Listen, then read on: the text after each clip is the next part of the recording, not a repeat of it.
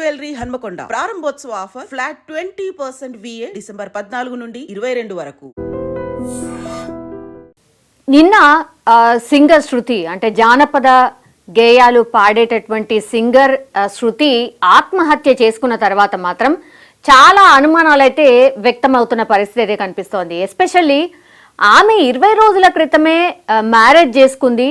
And ఆ తర్వాత ఈ పెళ్లి అసలు అంటే శృతి వాళ్ళ అమ్మ నాన్నకు అసలే ఇష్టం లేదట.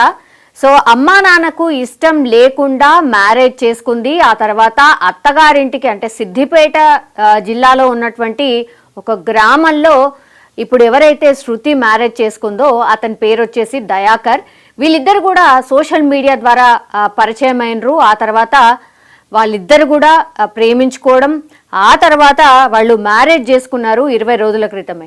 అయితే ఈ దయాకర్ ఎవరైతే ఉన్నారో అంటే శృతి మ్యారేజ్ చేసుకున్నటువంటి వ్యక్తి దయాకర్ ఎవరైతే ఉన్నారో వాళ్ళ తల్లిదండ్రులకు వీళ్ళ ప్రేమ వ్యవహారంకి సంబంధించి తెలుసు. అండ్ ఎప్పుడెప్పుడు వాళ్ళ ఇంటికి కూడా వెళ్ళి వచ్చేది శృతి.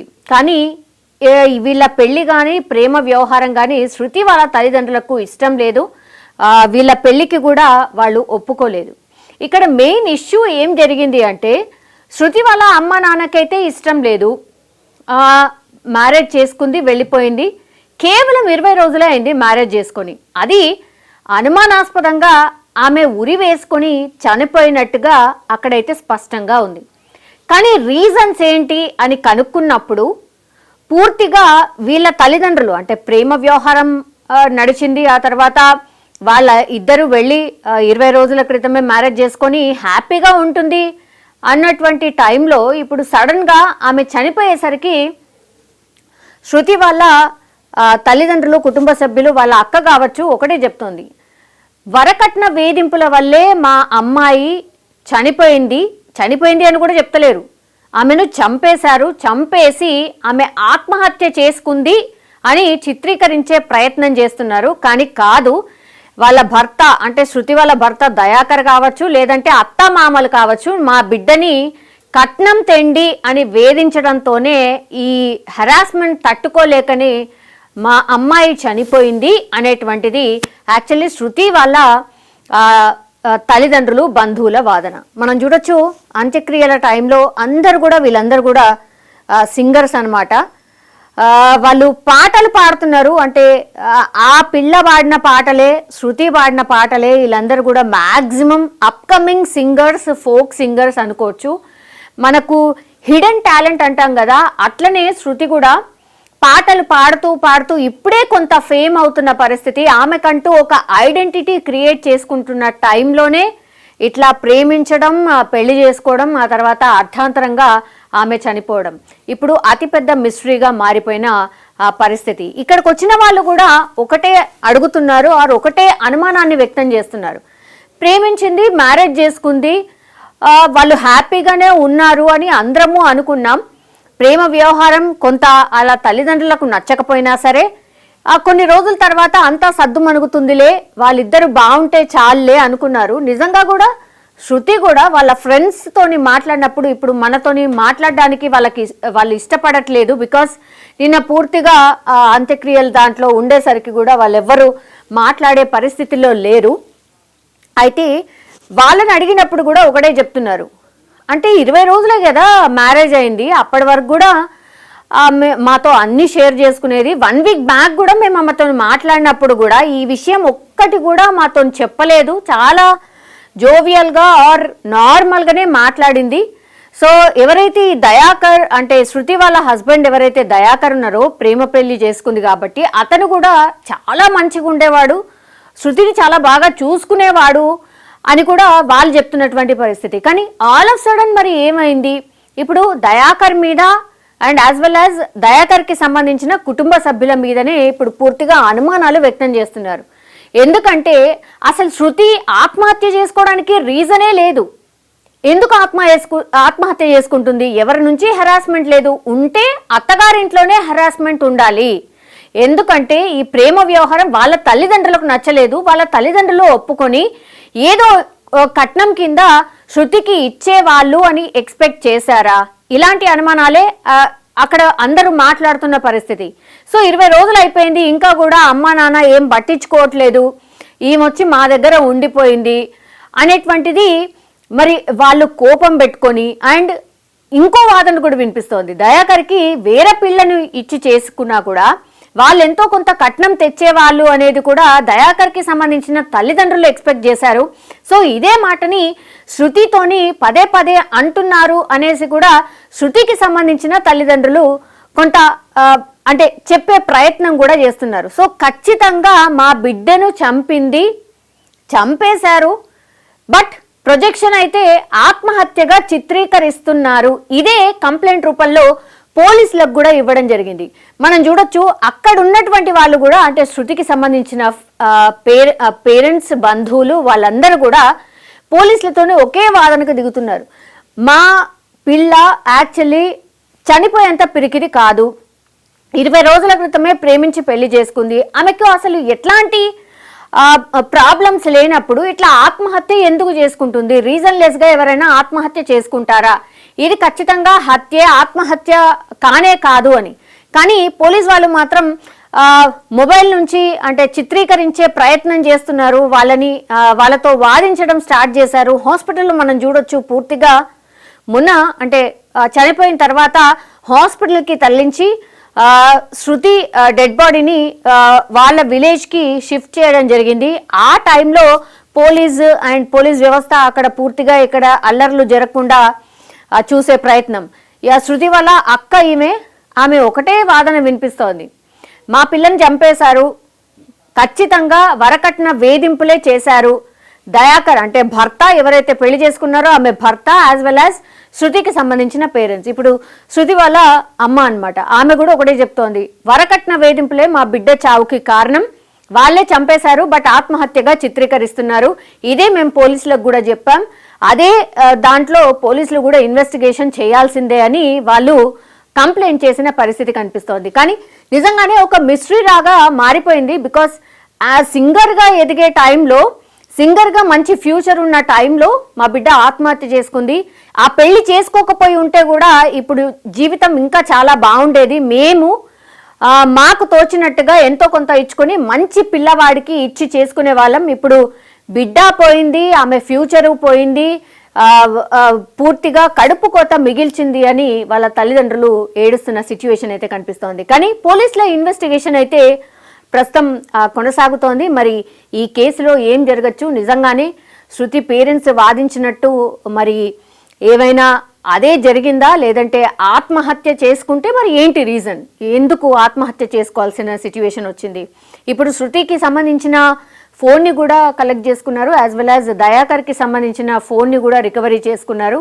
మరి అందులో ఫోన్లో ఏమైనా బయటపడుతుందా, ఈ కేసుకి సంబంధించిన డీటెయిల్స్ ఏం రావచ్చు ఏంటి అనేది కూడా, ఈ అనుమానాలు మరి ఏవైతే ఉన్నాయో వాటన్నిటిని కూడా పోలీసులు ఛేదించి త్వరగా ఈ కేసుని సాల్వ్ చేయాల్సిందిగా శృతికి సంబంధించిన పేరెంట్సే కాదు, ఈ శృతికి తెలిసిన పరిచయస్తులు కావచ్చు, సింగర్స్ కావచ్చు, తోటి ఫ్రెండ్స్ కావచ్చు, వాళ్ళు కూడా కోరుతున్న సిచ్యువేషన్ అయితే కనిపిస్తోంది.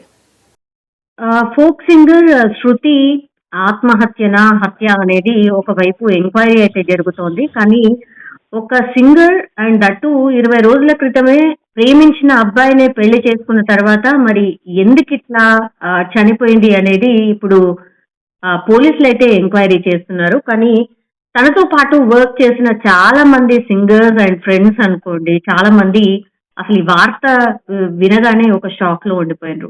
శృతికి సంబంధించిన ఫ్రెండ్ అనుకోండి, కొలీగ్ అనుకోండి, తనతో పాటు పాటలు పాడిన వ్యక్తి రమేష్ గారు మనతో పాటు ఉన్నారు. రమేష్ గారు నిజంగా అంటే అప్కమింగ్ ఫోక్ సింగర్ అనుకోవచ్చు. అట్లాంటిది శృతి ఆల్ ఆఫ్ సడన్ చనిపోవడం ఏంటండి, అసలు ఏం జరిగింది? అంటే మనకు కూడా తెలియదండి, నేను కూడా ఒక యాంకరింగ్ గా చేస్తున్నా, అదే విధంగా తనని ఇంటర్వ్యూ అడిగినాం అనమాట మన ఛానల్ తరఫున. అయితే తను ఏమన్నారంటే, అన్న నేను ఖచ్చితంగా మీకు ఇస్తా, నేను ఎట్లా అంటే మన ఫోక్ స్టార్ ఛానల్ అనే దాంట్లో మరుగున పడిపోతున్న కళాకారులను ఇంటర్వ్యూ చేస్తా అండి నేను యాక్చువల్గా వచ్చేసి. అయితే ఏమైంది అని అంటే, తను మనది ఎట్లుంటది అంటే, మనం డైరెక్ట్ గా విలేజెస్ కి వెళ్ళి కళని అనేది మనం బయటికి తీసుకొస్తాం అనమాట, వాళ్ళకు ఎట్లా వాడతారు ఏంటి అన్నట్టుగా. అట్లా ఆ ఉద్దేశంలో నాకు ఈ శృతి అనే పర్సన్ మన కాల్ చేయడం, నా ఇంటర్వ్యూ చూసి తను బిగ్ ఫ్యాన్ అన్నమాట నాకు నిజంగా చెప్పాలంటే. అన్న మీ ఇంటర్వ్యూ చేసే స్టైల్స్ బాగుంటాయి, మీరు పాడే విధానం బాగుంటుందని చెప్తూ ఉండేది. చెల్లె హైదరాబాద్కి రావడం కూడా జరిగింది తను రీసెంట్ గా. వచ్చి అన్న ఇట్లా ఇంటర్వ్యూ ఇద్దాం అనుకుంటున్నామని తనతో పాటు ఒక ఫ్రెండ్ ఉంటది సిక్కి అని. తను కూడా మాట్లాడడం జరిగింది. ఖచ్చితంగా ఇస్తామన్నా అంటే చెల్లె ఇట్లా కాదురా మన ప్రాసెస్ అంటే తను ఏమన్నదంటే ఇమీడియట్లీ అన్న నాకు ఫ్యూ డేస్ లో నాకు ఇట్లా మ్యారేజ్ జరుగుతుంది, ఖచ్చితంగా మీరు కూడా రావాలన్నా అని చెప్పింది. కథం ఏమైందో మనకు తెలియదండి తన గురించి. అట్లా అసలు సడన్ గా అసలు షాక్ అన్నమాట నిజంగా మన ఫోక్ ఇండస్ట్రీలో. కానీ ఇంకొక బాధాకరమైన విషయం ఏందనంటే అంటే తను ఒక మామూలు పర్సన్, ఒక నార్మల్ గా యూట్యూబ్ లో పాడుకునే పర్సన్ అనుకుంటున్నారో ఏమో. ఫోక్ ఇండస్ట్రీలో కూడా ఎంతో మంది పేరు పొందిన కళాకారులు ఉన్నారండి, కానీ ఇప్పటి వరకు కూడా తన గురించి ఎవరు కూడా మాట్లాడిన వాళ్ళు కనిపించడం లేదు. అంతా మీడియా వాళ్ళే కనిపిస్తున్నారు తప్ప ఎక్కడ చూసినా కూడా తన న్యూస్ ఒక్కటే వస్తుంది. కానీ ఎంతో మంది ఇప్పుడు మీరు కూడా చూస్తూనే ఉంటారు, ఎంతో మంది కళాకారులు ఉన్నారు, ఫేమస్ అయిన వాళ్ళు ఉన్నారు. లేకపోతే ఈమె ఒక మామూలు ఒక పేదింటి కుటుంబం పర్సన్ అని వీళ్ళెందుకు రెస్పాన్స్ కావట్లేదో నాకు అర్థం కావట్లేదు. యా అయితే మీరు కలిసినప్పుడు గాని, శృతితో మీరు మాట్లాడినప్పుడు గాని, అంటే లవ్ మ్యారేజ్ మీరు కూడా చూస్తున్నారు కదా, లవ్ మ్యారేజ్ అని అంటున్నారు. దయాకర్ అనే వ్యక్తిని మ్యారేజ్ చేసుకుంది అంటున్నారు. ఇప్పుడేమో అంటే కట్నం తీసుకురాలేదు, కట్నం వల్ల వేధింపుల వల్లనే చనిపోయింది అంటున్నారు. మీరేమైనా సోర్స్ ద్వారా కనుక్కున్నారా అండి? నిజం అదేనా? అంటే తను చెప్పిందండి, అంటే ఏంటిరా మరి లవ్ మ్యారేజ్ అరేంజ్ మ్యారేజ్ అని అంటే అన్న లవ్ కమెండ్ అరేంజ్ అన్న అన్నారు. కానీ మనతో పర్టికులర్ గా లవ్ అని చెప్పలేదు, అరేంజ్ అని కూడా చెప్పలేదండి. మనకు ఓన్లీ ఇట్లా మాట్లాడిన వరకే తెలుసు వాస్తవంగా చెప్పాలంటే. తను చెప్పే విధానం నీకు తన గురించి తనే మాట్లాడేది నాతోటి, ఇట్లా ఇంటర్వ్యూ పర్పస్ గురించే మాట్లాడేది. తను తన ఫ్రెండ్ సిక్కి అని. ఓకే. అట్లా మన ఒక ఛానల్ గురించి ఫోన్ చేస్తే వాళ్ళు మాట్లాడడం జరిగింది. నిజంగా చాలా బాధాకరమైన విశేషం అండి తను ఇట్లా చనిపోవడం. ఓకే. తను ఎట్లాంటి మనస్తత్వం కలిసే పిల్ల అండి? అంటే శృతి అంటే కలుపుగోలుతనం ఉండేదా, లేకపోతే కొంచెం మూడిష్ ఉండేదా, తన వర్క్ తను చూసుకొని వెళ్ళిపోయేదా? లేదండి, చాలా మంచి ఫన్ పర్సన్ నిజంగా చెప్పాలంటే. ఫన్ ఎట్లా మంచిగా ఇప్పుడు పెరడీ సాంగ్స్ ఆడుతుందండి తను. ఇంకొక విషయం ఏం చెప్పాలంటే ఒక ఆర్టిస్ట్ అయినా ఒక సింగర్ అయినా ఎవరైనా తనదంటూ తను నిరూపించుకోవాలంటే ఒక టాలెంట్ ఉండాలి. కానీ ఈ రోజులలో ఒక సింగర్ అందరు పాడిన పాటలు పాడితే ఎవరు ఫేమస్ కాదు. కానీ తను ఒకటి క్రియేట్ చేసుకోనేది ఏంటనంటే నేను కూడా జనాలకు పరిచయం అవ్వాలి, నాకు కూడా ఒక కళమ్మ తల్లిని నమ్ముకున్నా సరే ఎట్లనైనా అది చెడుగానైనా దేనిగానైనా అన్నట్టుగా పేరడీ పాటలు పాడడం వల్ల తను ఫేమస్ అయింది నిజంగా చెప్పాలంటే. అంటే ఒక సాంగ్ ని దాన్ని చేసి దాని పేరడీగా పాడి వినిపించడం, అందువల్ల వాళ్ళ ఇన్స్టాలోనైనా ఎక్కడైనా కూడా మంచి ఫేమస్. అందుకే కదా ఎన్నో ఛానల్స్ వాళ్ళని ఇంటర్వ్యూ తీసుకున్నది. అవును. అవును. అట్లా.